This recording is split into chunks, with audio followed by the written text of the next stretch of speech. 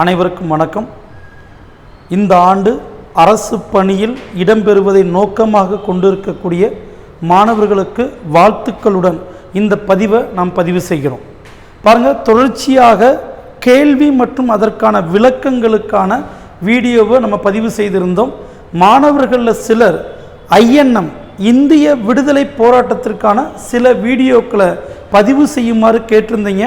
So அந்த கருத்தை ஏற்றுக்கொண்டு ஏற்கனவே பார்த்தீங்க அப்படின்னாக்க இந்திய விடுதலை போராட்டம் தொடர்பாக 3 வீடியோக்களை நாம் பதிவு செய்திருந்தோம்.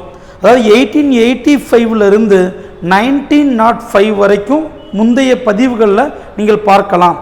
அதனுடைய தொடர்ச்சியாக வங்க பிரிவினையிலிருந்து 1947 வரை வரக்கூடிய பதிவுகளில் நம்ம மிக தெளிவாக பார்க்கலாம். சரிங்களா? அப்போ கவனமாக ஒவ்வொரு தகவலையும் நோட் பண்ணுங்க, ஸ்கிப் பண்ண வேண்டாம். ஏன்னா இது தற்போதைய குரூப் 2 சிலபஸினுடைய பிரிமரிலையும் பிரதானமாக இடம்பெறுகிறது. முதன்மை தேர்வு, அதாவது எழுத்து தேர்விலையும் உள்ள சேர்த்திருக்காங்க. அதனால் இனிமேல் வரக்கூடிய காலங்களில் நவீன இந்தியா, அதாவது ஐரோப்பியர்களுடைய வருகையிலிருந்து 1947 சுதந்திரம் வாங்குகிற வரைக்கும் நம்மளது இந்திய விடுதலை போராட்டம் அனைத்து தேர்வுகளில் மிக முக்கிய இடத்தை பெறும்.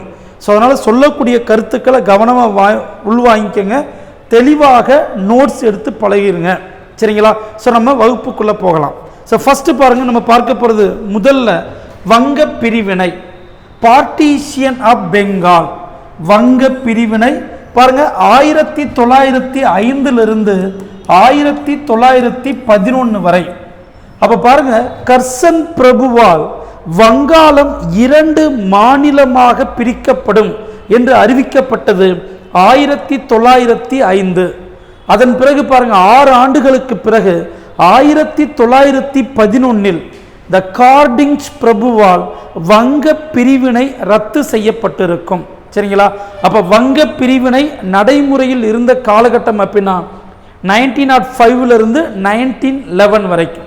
ஸோ ஃபஸ்ட்டு பாருங்கள், இந்த காலகட்டத்துக்குள் நடந்த மிக முக்கியமான சம்பவங்கள் என்னென்ன. அப்போ ஏன் சார் இதை நம்ம லிஸ்ட் அவுட் பண்ணணும்னு கேட்டிங்கன்னா, arrange the correct chronological order, வரிசைப்படுத்துக அப்படின்னு ஒரு கேள்வி வரும்போது இது நமக்கு பயனுள்ளதாக இருக்கும். அப்போ பாருங்கள், இந்த காலகட்டத்தில் முதல் ஈவெண்ட் வங்காளம் பிரிக்கப்பட்டது 1905 பார்ட்டிஷியன் ஆஃப் பெங்கால். தென் பாருங்கள், அகைன் 1905 சுதேசி இயக்கம், Swadeshi movement. Then 1906 the formation of Muslim League, Muslim League தோற்றம்.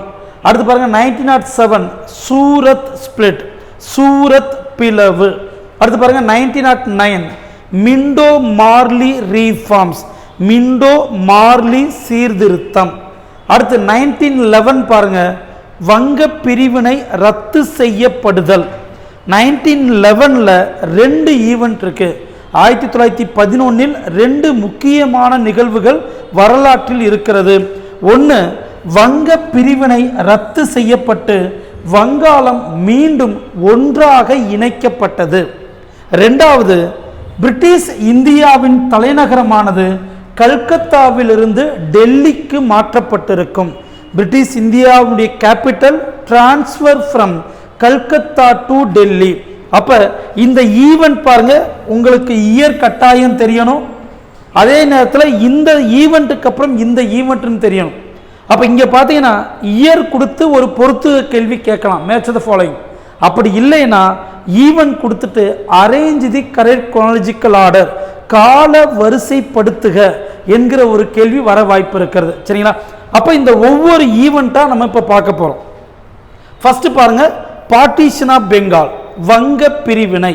பாருங்க, ஜூலை 19 1905, இந்த தேதியெல்லாம் மறந்துடக்கூடாதியா.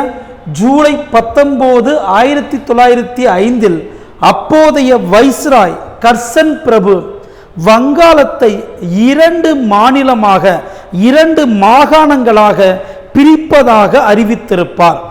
அப்போ ஏன் சார் இது நீங்கள் பிரிக்கணும் அப்படின்னா, அப்போதைய வங்காளம் என்பது பாருங்க, அப்போதைய வங்காளம் பெங்கால் ப்ராவின்ஸ் அப்படின்றது இங்கே ஆரம்பிங்க, ஒடிசா, பீகார், பெங்கால், அதுக்கடுத்து அசாமுடைய சில பகுதிகள், பங்களாதேஷ். அப்ப பாருங்க, ஒரு பெரிய மாநிலமாக, ஒரு பெரிய பரந்த நிலப்பரப்பை கொண்ட ஒரு மிக பெரிய மாநிலமாக இருக்கிறது.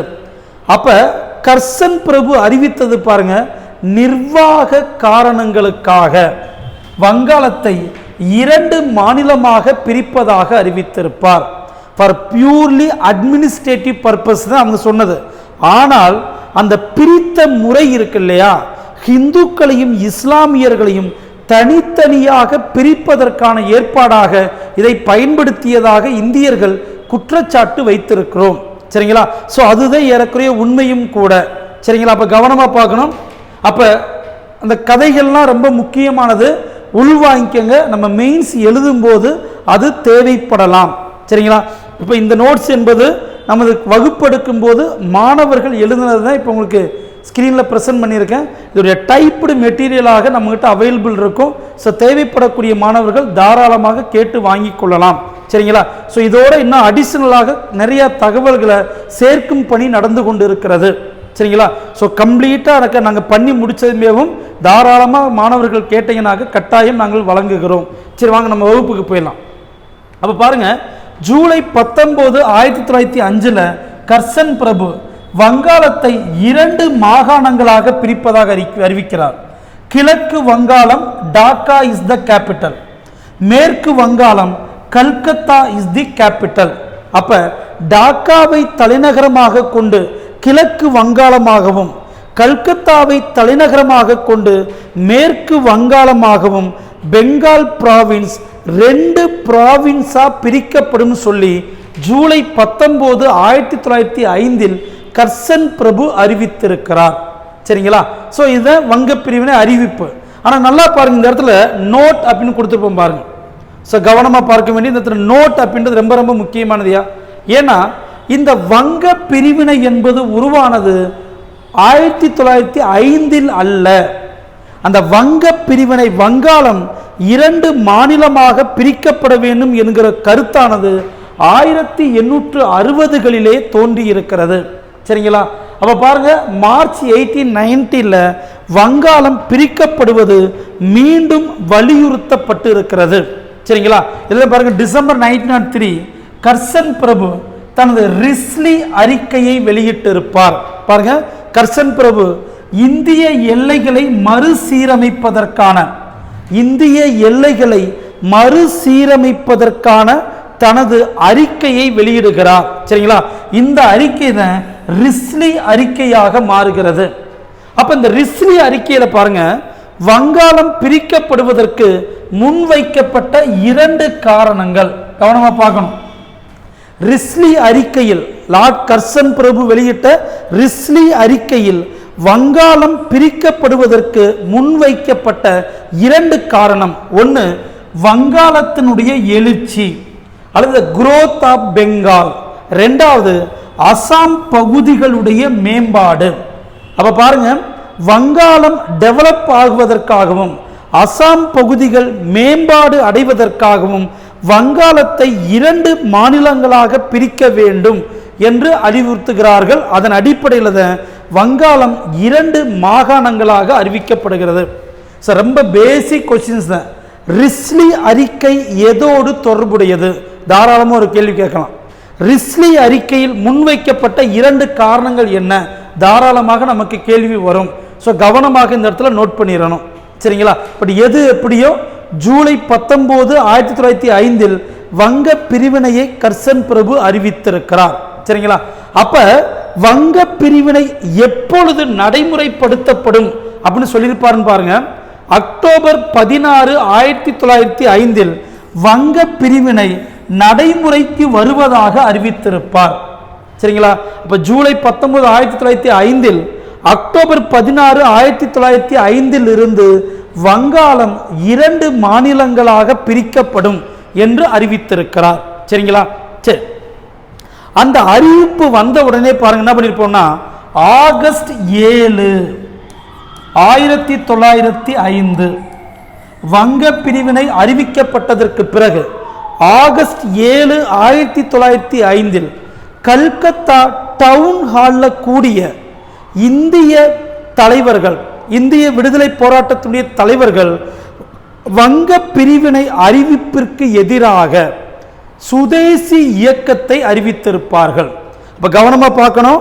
வங்க பிரிவினைக்கு எதிராக சுதேசி இயக்கம் அறிவிக்கப்பட்ட நாள் ஆகஸ்ட் 7, 1905. சரிங்களா? அப்ப நம்ம ஆகஸ்ட் 7 இருந்து சுதேசி இயக்கத்தை அறிவித்து அதை வெற்றிகரமாக நடத்தி கொண்டிருக்கிறோம். இருந்தாலும் கர்சன் பிரபு சொன்ன மாதிரி அக்டோபர் 16, 1905 வங்க பிரிவினை நடைமுறைக்கு வந்தது. சரிங்களா? அப்ப பாருங்க, கவனம். இந்த இடத்துல 3 தேதியுமே முக்கியம். வங்க பிரிவினை அறிவிக்கப்பட்டது ஜூலை 19. வங்க பிரிவினைக்கு எதிராக சுதேசி இயக்கத்தை நாம் அறிவித்தது ஆகஸ்ட் 7. வங்க பிரிவினை நடைமுறைக்கு வந்தது அக்டோபர் 16. மறந்துட வேண்டாம். சரி, இங்க வாங்க. இப்ப அக்டோபர் 16, 1905 வங்க பிரிவினை நடைமுறைக்கு வந்து விட்டது. வங்காளம் 2 மாநிலங்களாக பிரிக்கப்பட்டு விட்டது. அப்ப வங்காளம் 2 மாநிலங்களாக பிரிக்கப்பட்ட அக்டோபர் 16 இந்திய விடுதலை போராட்ட தலைவர்கள் தேசிய துக்க நாளாக அறிவித்திருப்பார்கள். நேஷனல் மௌனிங் டே, தேசிய துக்க நாளாக அறிவித்திருப்பார்கள். ஸோ வரலாற்றில் பாருங்க, ரொம்ப ரொம்ப முக்கியமானதையா பல்வேறு வரலாற்று ஆசிரியர்கள் பதிவு செய்திருக்கக்கூடிய தகவல் பாருங்க. அன்றைய தினம் கல்கத்தா நகரத்தில் யாருமே சமைக்க கூட கிடையாது. பசியில குழந்தைகள் அழக்கூடிய சத்தம் கேட்டது. இருந்தாலும் இந்திய விடுதலை போராட்டத்தினுடைய தலைவர்கள், மக்கள் வங்க பிரிவினைக்கு எதிராக தங்களுடைய எதிர்ப்பு உணர்வை காட்டினார்கள். சரிங்களா? வீடுகளில் லைட் எரியல, யாருமே விளக்குகளை பயன்படுத்தவில்லை. ஸோ அப்போ முழுமையாக என்ன பண்ணியிருப்பானாக்க வங்க பிரிவினை இந்தியர்களால் எதிர்க்கப்பட்டது. சரிங்களா? அப்ப பாருங்க, அந்த நாளை பாருங்க, அக்டோபர் 16 ரவீந்திரநாத் தாகூர் ரக்ஷபந்தன் தினமாக அறிவித்திருப்பார்.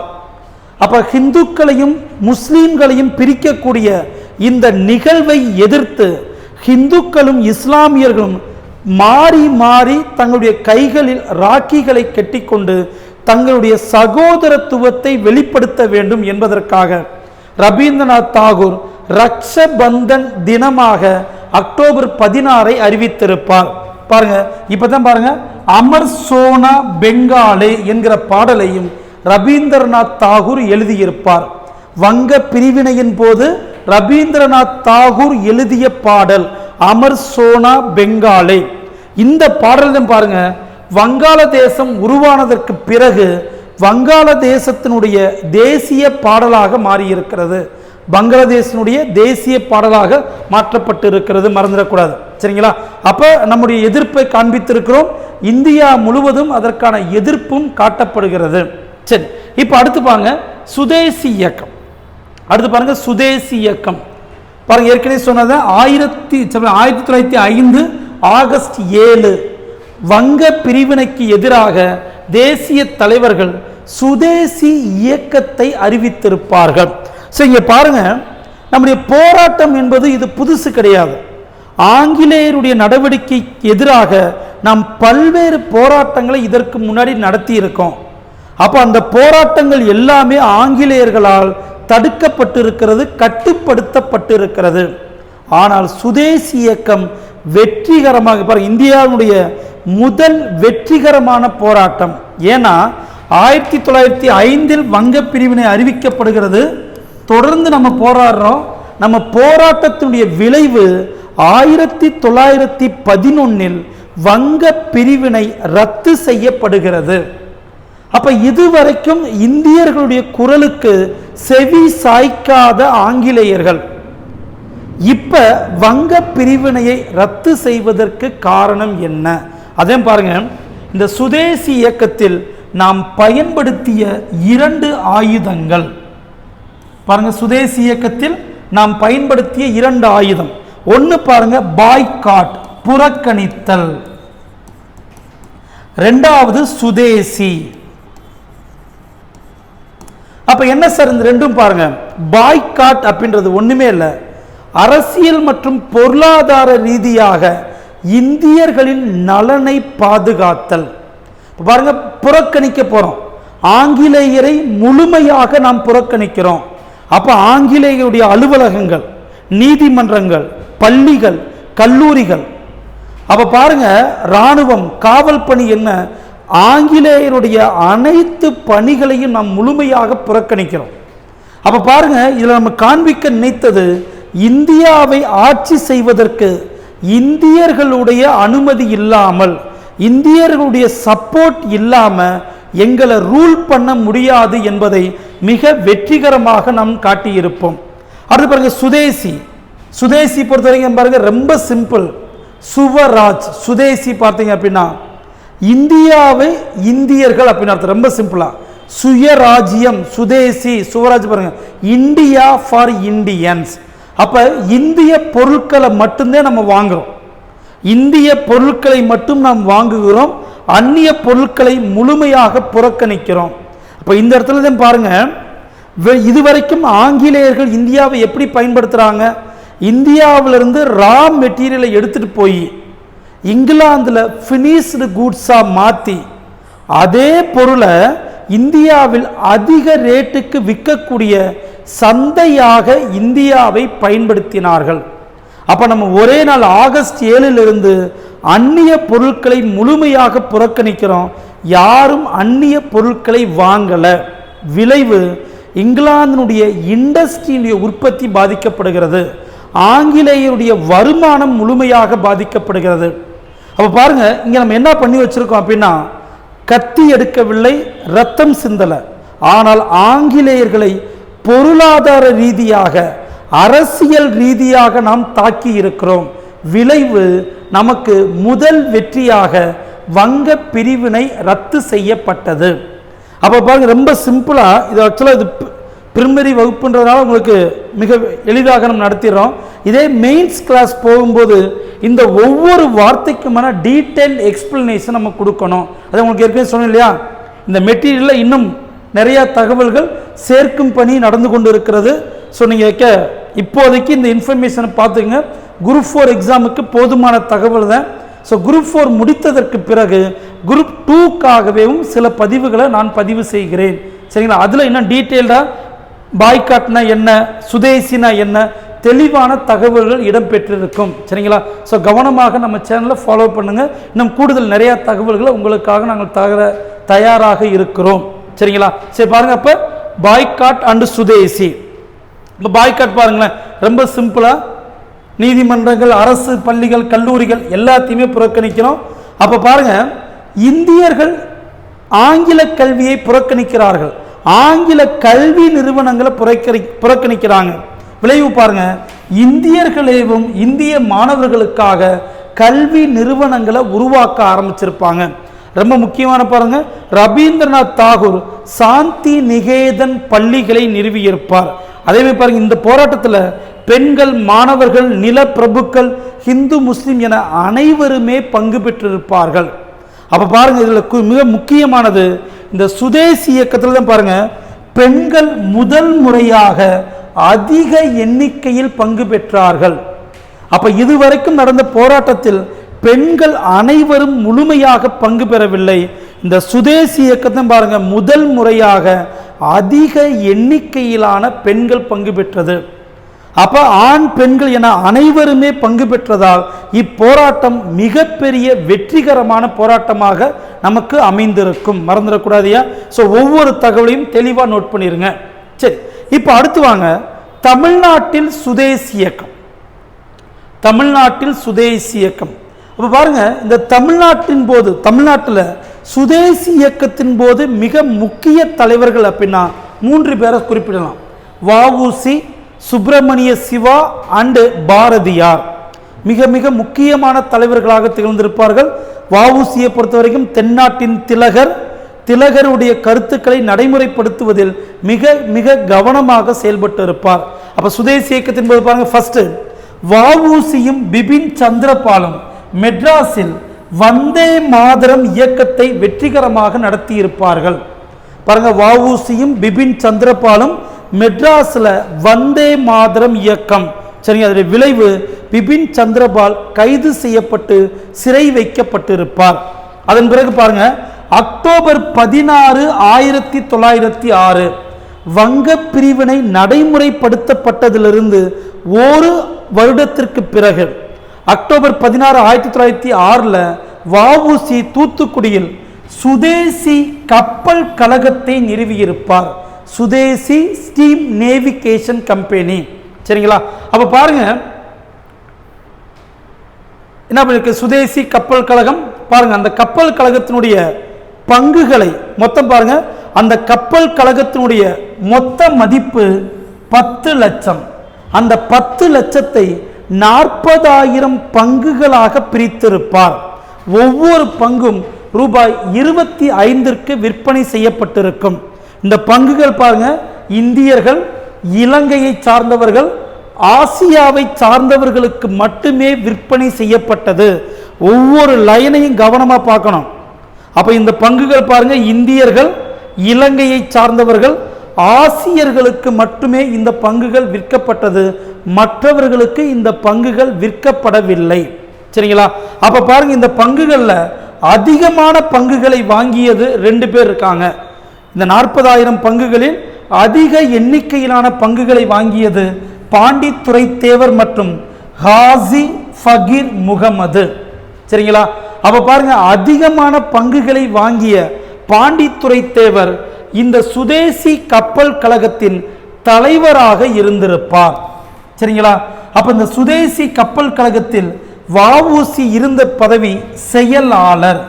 செக்ரட்டரியாக வஉசியும் தலைவராக பாண்டித்துரை தேவரும் செயல்பட்டிருப்பார்கள். அப்ப பாருங்க, இந்த பணத்தை கொண்டு கலியோ அண்ட் லாவோ, பாருங்க கலியா அண்ட் லாவோ என்கிற 2 கப்பல்கள் வாங்கப்பட்டு தூத்துக்குடியிலிருக்கும் கொழும்புவிற்கும் இடையே இயக்கப்பட்டிருக்கும். இது ரொம்ப முக்கியமான 2 தலைவர்கள் பாருங்க, அரபிந்த கோஷ் மற்றும் திலகர். பாருங்க, இந்த பங்குகள் விற்பதற்கு வஉசிக்கு உதவி செய்தவர் அரபிந்தோ கோஷ். பாருங்க, சுதேசி கப்பல் கழகத்தினுடைய பங்குகள் விற்பதற்கு உதவி செய்தவர் அரபிந்தோ கோஷ். இந்த நிறுவனத்தை பற்றி, சுதேசி கப்பல் கழகத்தை பற்றி தனது கேசரி மற்றும் மராத்தா பத்திரிகையில் புகழ்ந்து எழுதியவர் திலகர். மறந்துடக்கூடாதியா, சுதேசி கப்பல் கழகம். இந்த தகவல் எல்லாமே மிக மிக முக்கியமானது.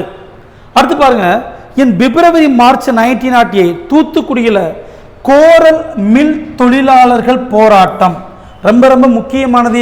ஏன்னா இந்தியாவின் ஆரம்ப காலத்தில் நடத்தப்பட்ட, வெற்றிகரமாக நடத்தப்பட்ட முதல் தொழிலாளர்கள் போராட்டம், the first labour strike systematic in India அப்படின்னு சொல்லியிருப்பாங்க. முதல் தொழிலாளர்கள் போராட்டம் அப்படின்னா நடந்த கோரல் மில் தொழிலாளர்கள் போராட்டம். அப்ப இந்த போராட்டத்தை வஉசியும் சுப்பிரமணிய சிவாவும் வெற்றிகரமாக நடத்தியிருப்பார்கள். அடுத்து பாருங்க, மார்ச் 8, 1908 கைது செய்யப்பட்ட பிபின் சந்திரபால் விடுதலை செய்யப்படுகிறார்.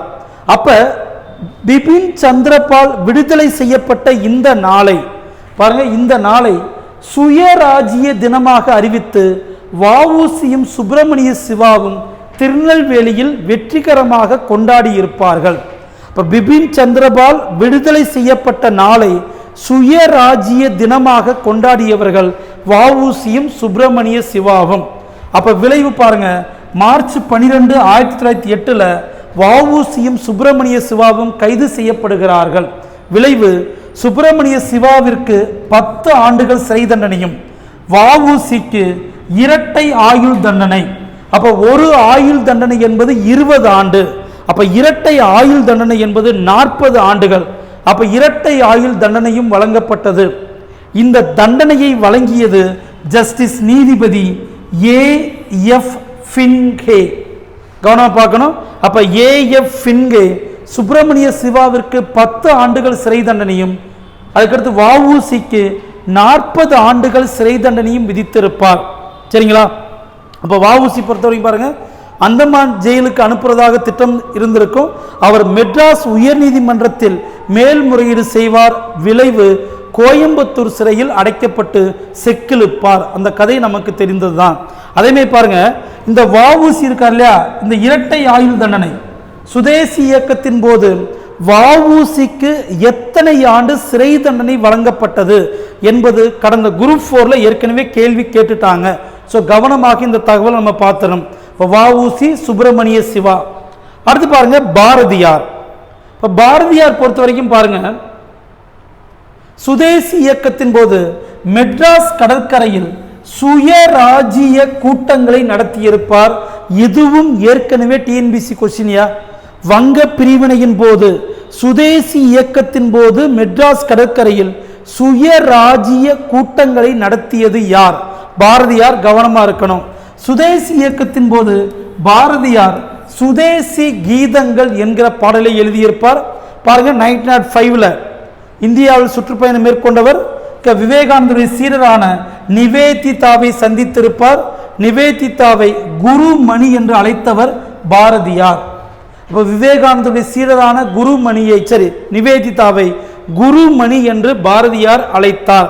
அதேமே பாருங்க, சூரத் மாநாட்டில் கலந்து கொண்டதற்கு பிறகு திலகருடைய டெனன்ஸ் ஆஃப் நியூ பார்ட்டி என்கிற புத்தகத்தை தமிழில் மொழிபெயர்த்திருப்பார் பாரதியார். பாருங்க, 1904 சுதேசி மித்ரன் பத்திரிகையினுடைய துணை ஆசிரியர், சக்கரவர்த்தி எனும் பத்திரிகையின் ஆசிரியராக பணியாற்றியிருப்பார். சக்கரவர்த்தி பாருங்க ரொம்ப முக்கியமானது. பாரதியார் வெளியிட்ட பெண்கள் மேம்பாட்டிற்கான மாத இதழ். அப்ப இந்த சக்கரவர்த்தி பத்திரிகை என்பது மந்த்லி பேப்பர், முழுக்க முழுக்க பெண்கள் மேம்பாட்டை நோக்கமாக கொண்டது. அடுத்து பாருங்க, இந்தியா என்கிற பத்திரிகையையும் பாரதியார் வெளியிட்டிருக்க பாருங்க, இந்தியா என்கிற பத்திரிகையிலும் பாரதியார் ஆசிரியராக பணியாற்றி இருப்பார். ரொம்ப ரொம்ப முக்கியமானது, இந்த இந்தியா பத்திரிகை கார்ட்டூன் கேலி சித்திரங்களோடு வெளிவந்த முதல் பத்திரிகை. சரிங்களா? அதே மாதிரி பாருங்க, தீவிரவாதிகளின் குரலாகவும் இந்த பத்திரிகை மாறியிருக்கும். சிவப்பு நிறத்தில் இந்த பத்திரிகையை பாரதியார் வெளியிட்டிருப்பார். சரிங்களா? ஸோ இன்னும் கூடுதலான தகவல் நம்ம யூனிட் 8 உடைய மெட்டீரியல்ல பாரதியார், வஉசி, சுப்பிரமணிய சிவா பற்றின ஒவ்வொருத்தரை பற்றிய விளக்கங்கள் மிக தெளிவாக நமது யூனிட் 8 மெட்டீரியலில் கொடுத்துருப்போம். சரிங்களா? ஸோ அதை இன்னும் மாணவர்கள் கவனமாக படிச்சிருங்க. சரி, இல்லாத மாணவர்கள் தாராளமாக கேளுங்க, கட்டாயம் உங்களுக்கு நாங்கள் உதவி செய்கிறோம். சரிங்களா? சரி, அடுத்து பாருங்களேன், இங்கே வாஞ்சிநாதன். ஏன்னா சுதேசி இயக்கத்தின் போது தான் பாருங்க, வாஞ்சிநாதன் திருநெல்வேலியின் கலெக்டரான வில்லியம் ராபர்ட் ஆஸ் என்பவரை கொலை செய்கிறார். இப்போ கவனமாக பாருங்க, 1904 பாண்டிச்சேரியில் சில புத்தகங்கள் இது 1910 இருக்கும். ஸோ 1904 நிறைய இடங்களில் ஸ்கூல் புக்கில் இருக்கிறதுனால அதை அப்படியே எடுத்துக்கோங்க. ஸோ பாண்டிச்சேரியில் நீலகண்ட பிரம்மாச்சாரியும் மற்றவர்களும் பாரத் மாதா சொசைட்டி, பாரத் மாதா சங்கம் என்கிற அமைப்பை நிறுவி இருப்பார்கள். சரிங்களா? பாருங்க, இந்த இடத்துல ஒரு கேள்வி இருக்கு. 1910 அரபிந்த கோஷ் மற்றும் வ.வே. சுப்பிரமணிய ஐயர், வி.வி. சுப்பிரமணிய ஐயர் பாண்டிச்சேரிக்கு வருகை புரிந்திருப்பார்கள். கவனமா பாருங்க, இவர்கள் இருவருடைய வருகைக்கு பிறகு பாண்டிச்சேரி புரட்சியாளர்களின் இருப்பிடமாக மாறியது. கவனமா பார்க்கணும். அப்ப யார் 2 பேருடைய வருகைக்கு பிறகு பாண்டிச்சேரி புரட்சியாளர்களின் இருப்பிடமாக மாறியது அப்படின்னு கேட்டா, அரபிந்த கோஷ் மற்றும் வி.வி.எஸ். ஐயர், வ.வே. சுப்பிரமணிய ஐயர். அப்ப இந்த வ.வே. சுப்பிரமணிய ஐயர் தான் வாஞ்சிநாதனுக்கு துப்பாக்கி சுடும் பயிற்சி வழங்கி இருப்பார். சரிங்களா? துப்பாக்கி சுடும் பயிற்சி வழங்கியவர் வி.வி.எஸ். ஐயர். விளைவு பாருங்க, ஜூன் 17, 1901, ஜூன் 17, 1901 திருநெல்வேலி கலெக்டரான ராபர்ட் W.D.F. ஆஸ் என்பவரை மணியாச்சி ரயில்வே நிலையத்தில் வாஞ்சிநாதன் சுட்டு கொலை செய்வார். தானும் சூசைட் பண்ணிப்பாரு. சரிங்களா? அப்ப இந்த தேதியெல்லாம் கவனமா நோட் பண்ணிடணும், மறந்துடக்கூடாது. அதே மாதிரி பாருங்க, இந்த சுதேசி இயக்கத்தின் பொழுது எழுச்சி ஊட்டுவதற்காக எந்த பாடல் பாடப்பட்டதுன்னு கேட்டா, வந்தே மாதரம். பாருங்க, வந்தே மாதரம் பாடல் தான் பாருங்க, சுதேசி இயக்கத்தின் போது எழுச்சியூட்டும் பாடலாக பாடப்பட்டிருக்கும். இதுவும் போன குரூப் 2ல நமக்கு கேட்கப்பட்ட கேள்வி, மறந்துடக்கூடாதியா, கவனமா நோட் பண்ணணும். சரிங்களா. அப்போ சுதேசி இயக்கம், வங்க பிரிவினை நம்ம பார்த்துருக்கோம். சரிங்களா.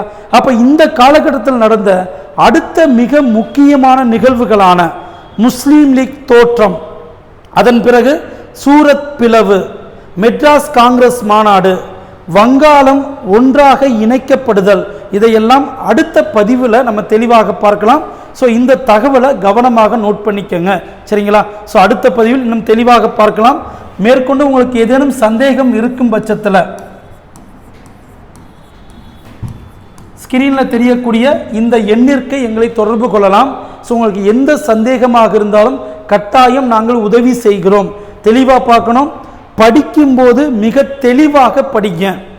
ஏன்னா மெயின்ஸ்லையும் சரி, பிரிமினரிலையும் சரி, குரூப் 1ஆக இருந்தாலும் சரி, குரூப் 2ஆக இருந்தாலும் சரி, இந்த மாடர்ன் இந்தியா முக்கிய இடத்தை பெறுகிறது.